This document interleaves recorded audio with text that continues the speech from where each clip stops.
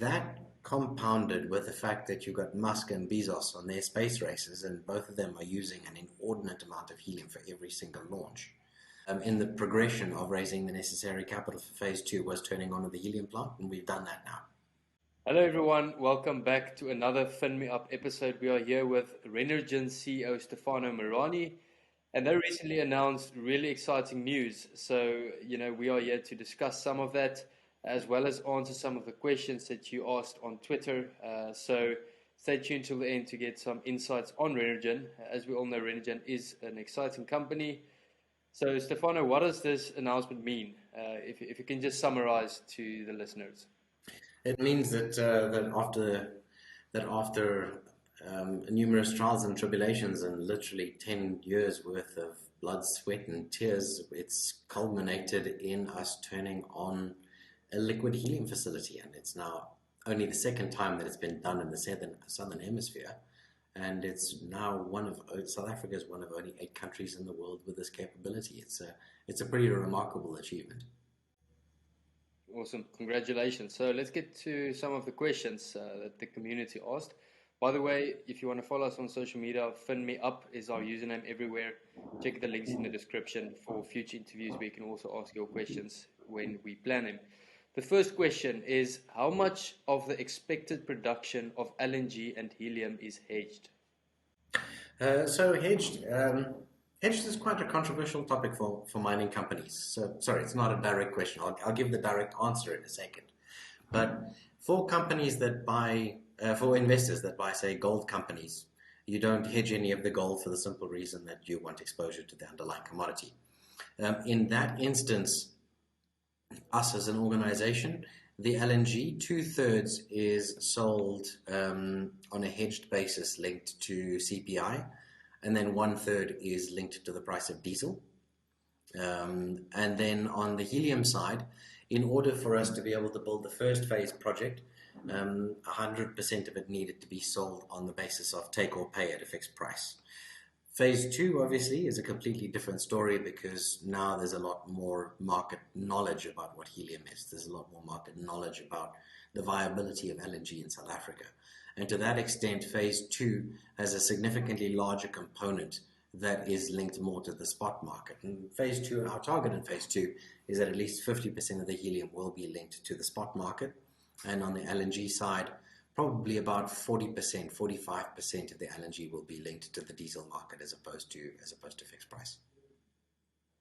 Interesting. You mentioned phase 2 quite a few times. So there is a question, how is phase 2 progressing? Or any updates on that? Yeah, look, so far so good. Things are going well. One of the important milestones in the progression of raising the necessary capital for phase 2 was turning on the helium plant, and we've done that now. So now we're busy working very closely with both of our lenders. There's obviously the DFC, who we've already made reference to through public markets that we're working on a transaction with them for $500 million US.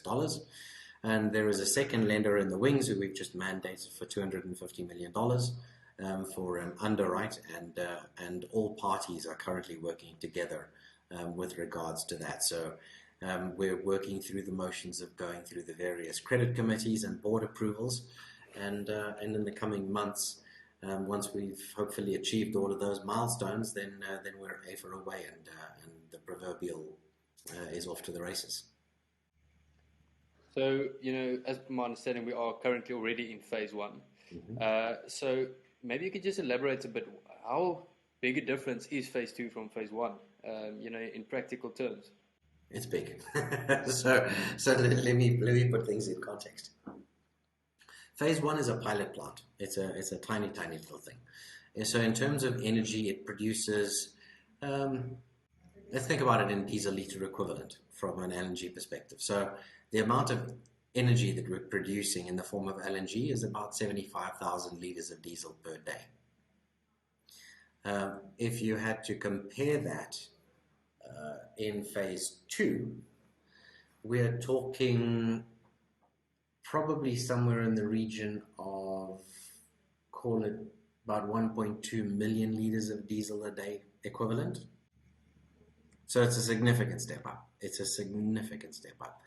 On the helium side, right now, it's got a nameplate capacity, and when we've turned up to full production, we'll be at somewhere around the 300, mid 300s kilograms per day.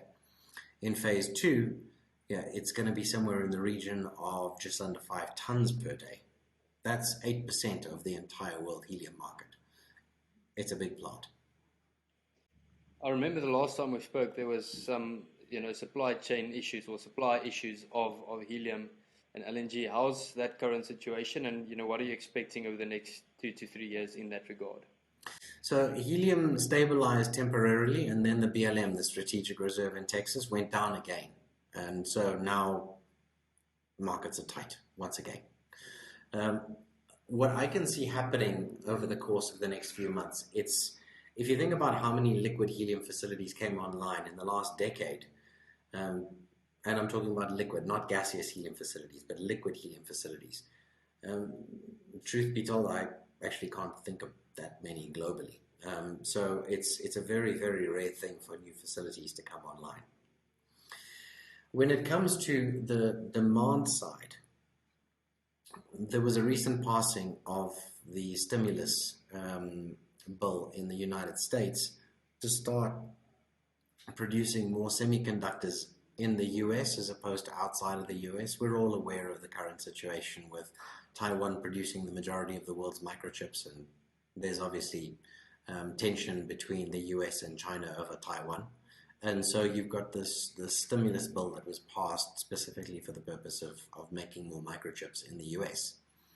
Now, the knock-on, the law of unintended consequences over there, if you're using, say, 100 kilograms of helium to make 1,000 chips over here, and now you've got a factory over here and you're going to make 500 chips over here and 500 chips over here, your 100 kilograms doesn't go 50 kilograms, because you still need to occupy the same volume of space. And so it's 100 kilograms plus another 100 kilograms of helium to make the same number of chips. And so the stimulus bill has inadvertently created an unprecedented demand in the semiconductor industry for additional stockpiles of helium. That compounded with the fact that you've got Musk and Bezos on their space races, and both of them are using an inordinate amount of helium for every single launch. You've got Starship on the precipice of it starting its launch schedule. Now, every time Starship goes into space, that one launch uses 12% of the entire planet's supply of helium for the day. They want to launch Starship every 4 days, and there's not one Starship, there are multiple Starships. And then you've got Blue Origin's requirements for helium in their launches, and Virgin Galactic is entering the fray. So you've got this situation where we're busy setting ourselves up for these mega helium users, and they're using an inordinate amount of the stuff. CERN is now ramping up again. CERN is the single largest user of helium on the planet. It's ramping up again with a whole host of new experiments. And then you've got the Tomahawk on the fusion side that's also starting to use a lot more helium. It's running out. I can see that from here until the end of the decade, things are going to be pretty tight. Once Amur comes back online, we'll start to see the market ease off again. And with Qatar will obviously help as it comes online around 2025, 2026. Maybe delayed a little bit, but from there we'll start to see some easing. But for now, Algeria isn't producing, Russia isn't producing, Australia's run out. It's tight out there. Interesting. So the next question that someone asked: when will customer offtakes begin? They've already begun. So on the LNG side, we've been delivering to Consol and to Italtal since December, since beginning of December. So that's not that's already in the past.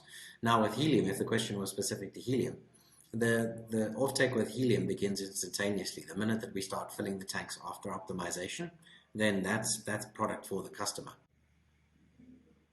And is there a rough estimated timeline for that? On when? So from the time that it takes us to fill the tank, or the time that we use that? So the optimization schedule is typically between 1 to 2 weeks, and what we're trying to do over here, just so that everyone understands, the plant produces liquid helium, but there's a certain amount of helium in our gas. we've got three modules. We've got an LNG module, we've got a nitrogen module, and we've got a helium module. Now what we need to do is, now that we've got all three working, we need to make sure that the communication between all three, in terms of the valves, the piping, all of the communication, both from an electronic as well as from a gaseous perspective, is all lined up so that you get an optimal recovery. And by optimization, and I'm thumb-sucking numbers here, these aren't the real numbers, but yeah, right now, if we had to run it, it would probably only recover about 80% of the helium from the gas. And as soon as we get the valves in the right settings and we get everything set up the way that it should be, which is more of a feel than just sheer calculations, because thermodynamics are a little bit trickier than that. Once you get the plant set up right, then you recover 99% of the helium in the gas. And the stuff is valuable, so you want to recover as much of it as you can. So right now we're optimizing the plant, and once we're in fully optimized mode, then we start filling up the tanks for the customers. And I mean, it's literally from the time that we've started the optimization, that's it. Tanks are being filled, and that product belongs to the customer. Interesting. So the next question is, what's the production rate?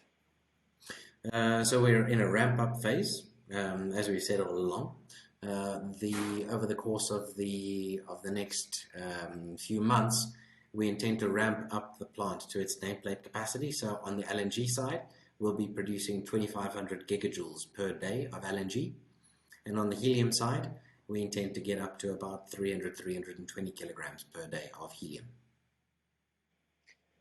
Then there's a question, how is the drilling going? Actually, very well. Very, very well. We've continued to drill in the background. No doubt you will have seen some of the announcements that we made on some of the additional finds, and yeah, we'll probably be ready to release a little bit more info in the coming weeks as we start to reach terminal depth in some of these wells. But yeah, we've nothing has surprised us. Let's put it that way in terms of what we're drilling. This is now production drilling. Did anything ever happen with cryovac? So yeah. Yeah, so unfortunately it was a great invention at the time. Fortunately as well, COVID disappeared, which wasn't that great for cryovac, but we did manage to develop some pretty impressive technology on the back of it, and there's some pretty impressive IP over there. And so we've had several approaches, and we're working with 2 or 3 companies at the moment. And there are some ideas on the application of that IP in various sectors, because some of the things that we did develop in building the first prototypes and building the first 100 units of cryovac, we leapfrogged a lot of the current status quo from a technological perspective, and there's a lot of really, really valid IP over there. And so now we're busy working out with our partners the applications of that IP and putting it to good use. So look, it's not going to be a this calendar year revenue operation, but it's also not something that we're completely discounting. Then something on organon, so something a bit different from helium, but it's in connection with that. So that is basically the helium cryptocurrency. But any updates on organon and its uptake? Is there any plans to scale the price of organon? So the Argies, they're quite liquid. I think the price is quite depressed at the moment, and I think that's probably just a function of the enormous delays that we suffered in terms of turning on the helium. I suspect that now what you will see is as we turn on the taps in optimized mode and we start flowing the helium, it becomes a much more interesting dynamic, and as time progresses, we're going to do a lot more focusing on organon and concluding our vision of seeing the tokens, or at least bad to call them a token, but these tradable instruments as instruments that can be delivered into us in terms of the store of wealth in return for an underlying commodity. So we haven't lost our sight on that vision. That vision has just been delayed, and yeah, unfortunately for organon, the timing was poor in the sense that we then suffered delays and Bitcoin crashed. Not that it should be linked to Bitcoin in any way, but that was That was the sentiment at the time. But no, we're still very, very focused, and we believe that Argonon and the Argies have a very bright future ahead. Interesting. So the last question from my side, what's next? What is the next big milestone that Renergen is after? The next thing investors can look out for. Right now, everything is around phase 2. The whole ethos in the company and all attention and all dedication is focused on getting phase 2 to financial close, and then from financial close into construction mode. That obviously involves many pieces of the puzzle. That involves the debt side of it. That involves the transaction with the Central Energy Fund. That involves the raising of capital, which I have said publicly, we're probably not going to do that in either the South African or the Australian markets. So there are a lot of exciting things coming up, but all of it is focused and centered purely on the objective of getting phase 2 to financial close and into construction. When is the goal timeline wise for phase 2 to be where you want it to be? From a financing perspective and reaching financial close, I think we are looking at probably sometime back end first half, beginning second half of this year. For the majority of it to be done. It won't be 100% done, but for the majority of it to be done. When it comes to construction and operation, construction will start hopefully in this calendar year, and we anticipate initial operations starting ideally 2026, early to mid 2026. Very interesting. Thanks so much, Stefano, and all the best. For those watching, thanks for watching. Consider liking, subscribing. Check the links in the description. Download the FinMeUp app for more insights on various companies and educational content. Have a great day, and thanks so much, Stefano. Thank you very much.